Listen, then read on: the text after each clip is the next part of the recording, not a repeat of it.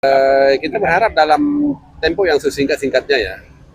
Lebih cepat lebih bagus ya, karena ini kita juga mau bulan puasa, apalagi sekolah juga menjelang bulan puasa nanti ada pesantren Ramadan, sehingga anak-anak nanti di samping ke kegiatan rumah healing juga untuk melaksanakan kegiatan program tahfidz Al-Quran.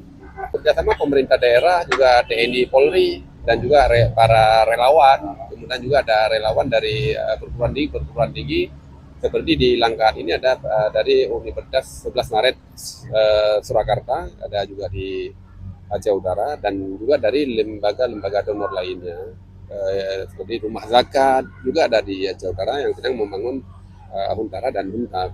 Kita salah satu upaya ya melalui relawan-relawan yang bisa membersihkan, dan juga ada fasilitas-fasilitas yang juga harus menggunakan alat berat.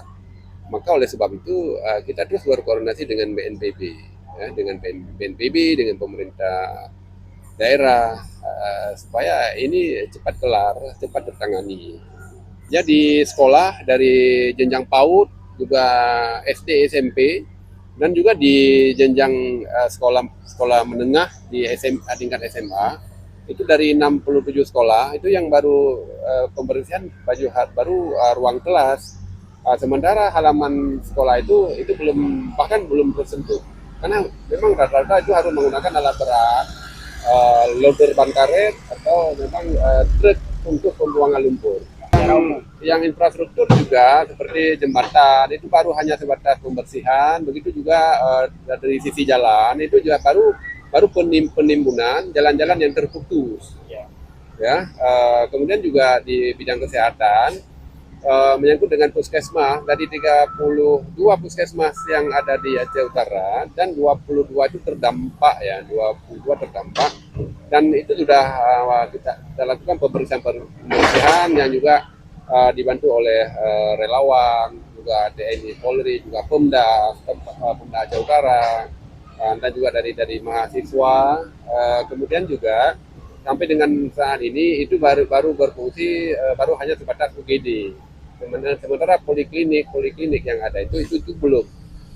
Karena juga semua alat kesehatannya itu hanya di bawah air, semuanya rusak.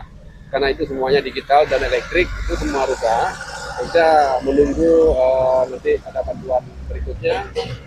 Dan ini untuk sementara di puskesmas itu baru pelayanan biasa saja ya. Karena di tempat kita ini nanti di bulan puasa 2 minggu pertama itu anak-anak tetap di sekolah untuk melaksanakan kegiatan Ramadan, seperti juga di Aceh Utara ini Bapak Bupati telah meluncurkan program tahfidz Al-Quran sesuai dengan arahan.